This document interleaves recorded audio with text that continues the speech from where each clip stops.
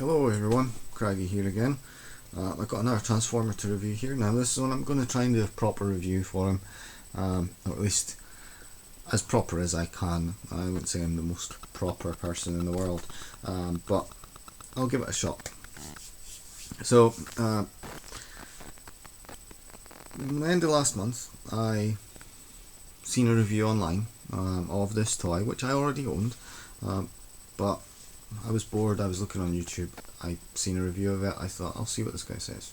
So on the review, at the end of it, there was talk of a Reprolabels, Reprolabels.com special sticker set to go with this guy, turn him into another character.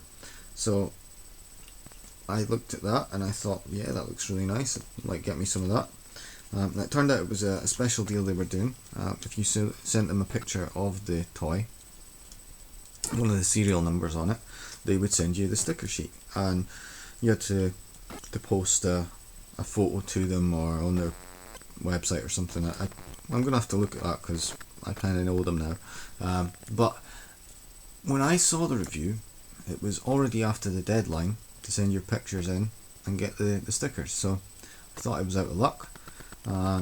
And a little bit gutted because although I have this toy, it's not one of my favourites. I was kind of using him as a kind of a background muscle for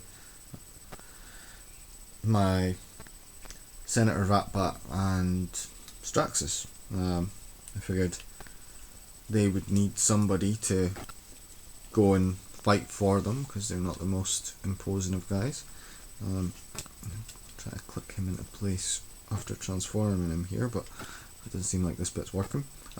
Okay, so I thought I was out of luck, but then mentioning it on a couple of places online, I wasn't asking, I was just saying how gutted I was that I'd missed out. One of the members of the Sabertron.com forum, Cybertron, I call it Sabertron even though it's just the Japanese spelling of Cybertron, and probably is pronounced Cybertron as well. Anyway, guy contacted me from there, said he was getting a couple of sets and did I want one. So I said yeah, sure, thanks for sending me. They arrived yesterday. I've got an envelope here, which I'm not going to show you the details of as on, but it's an airmail or US postage, I don't know. It was posted in like a couple of days and I got it, so. The sticker sheets came inside that envelope, in between two of these little cards. Now, really quite nice artwork on here. And then on the other side, you've got the adverts for their websites.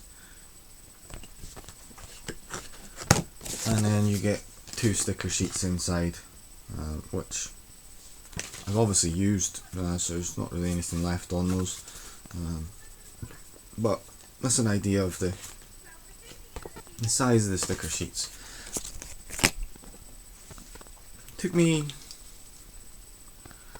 a half hour, an hour, something like that to stick these on. So I've been pretty careful at first, and there's quite a few small, maybe not fiddly ones, but small ones that, or numerous ones that make up to a large single piece. You'll see that in a minute here. So the stickers were for Predacons Rise in Dark Steel. We had picked up in Tesco the week it came out, and I've been seeing sitting on the shelves there every day I've been in since. But this is him as Deathsauras. So he's got quite a makeover from what he originally is. See, obviously the stickers on the chest pieces here that make him look a bit more like his namesake, and then these ones on the sides here. The crotch one, it's not that important. It doesn't really lighten anything up. I suppose it maybe adds a bit more to the character. It's a dark green, but it's got the little red bits on it there, which do make a little bit of a difference. The legs are completely overhauled.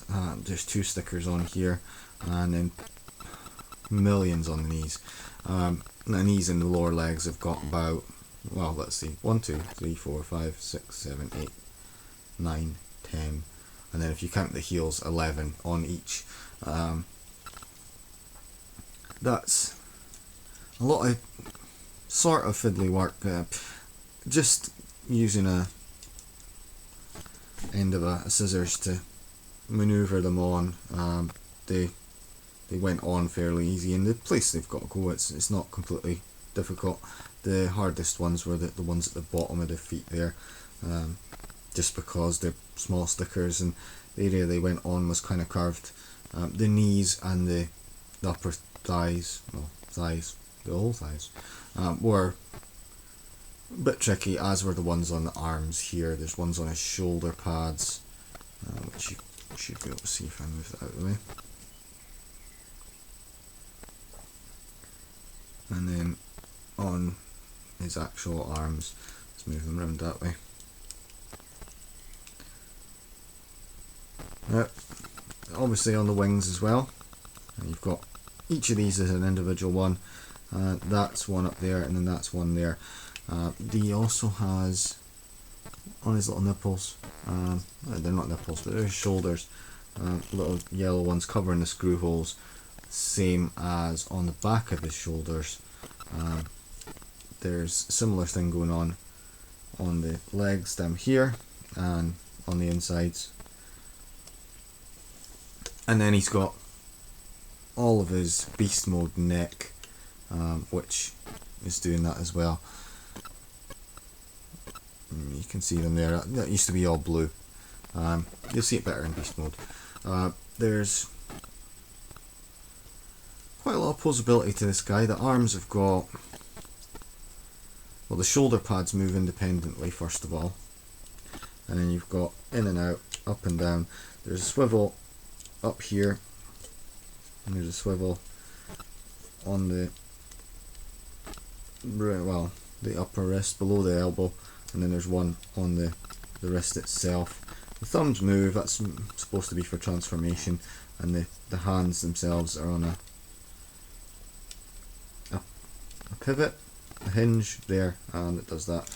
The legs in and out, up and down, round about here. The knees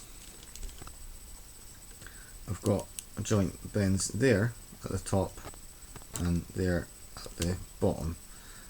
Again, you can use that for the transformation to give the beast legs a bit more of a beastly appearance, and he's got a ball joint for his feet, and the feet are on little posts that you can move backwards and forwards, and the heel bits move, so you can give him pretty stable posing. The worst bit about this guy is the chest doesn't really lock into place, and if you're trying to manoeuvre the head or play about with the wings, they might notice him moving out of place. He sits okay, but if you start moving him, then things start to get a bit more complicated. Transforming is pretty nice. You flip the head back, you lift up the beast head, disconnect the wings from the back. They don't tab in particularly tight on the back, but you can pull them out. Now that then slides down into there, and then you peg the chest together, and the back of the wings, the bit where the wings hang on, that clips over to tighten that up. You can flip these around. I think you're supposed to. It doesn't make a whole lot of difference, but you can do it. He's still got a hole there and a hole up in his chest there. The shoulder pads can go whatever way you want. The package art, I think, has the shoulder pads the same in both modes, so it's one of those like laserback where does it matter. They've added the joint in, so maybe it's just for posability, but posable shoulder pads seems a bit strange to me. You just flip out the thumb to the side there rather than being sat like that, and that's pretty much the front of the beast mode. The back, the tail bit pulls out, which is what I was trying to pop back in, and then the knees, I like to fold them up kinda, maybe not like that, Maybe not like that completely, but if you do that, you can always pop this down and these up. That's the same on the other side. So fold that up, fold that down, so compact that little double joint there, and do that. So he's got his quite beast looking feet. He's all hunched up, and you've got your wings up the top there. The wings are really quite nice. I like the energon pattern, energon looking pattern on them. It's quite more than meets the eye. No, tops of the wings flip out as well, and obviously you can have him with his wings up like that, or you can fold them out. Just because of the stickers on the wings, I'm going to leave them up like that if I ever put him in beast mode. Usually if he's sitting on a shelf, he's going to have those up. Usually I put guys in robot mode. It looks really nice.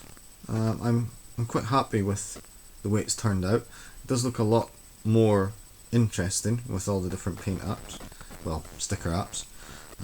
He's not any better of a toy, but I think I do like him a bit more now. It gives the robot mode a little bit more character, and it gives my Decepticons another leader to go with Straxus, Rat-Bat, Megatron, Soundwave, Galvatron? No, I don't really have a good Galvatron. And Shockwave. And maybe Starscream with his little crown. But yeah, it's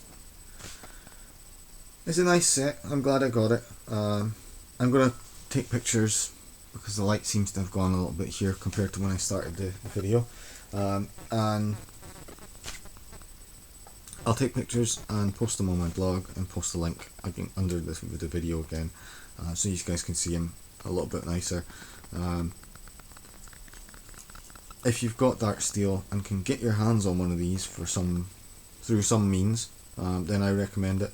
I wouldn't necessarily recommend picking up Dark Steel, certainly not at full price. If you can get him cheap, like half what the normal price is, which you might do soon. It seems like Transformers that are on the shelves just now are getting reduced all the time. It's probably to get rid of them so they can get the movies out, movie toys.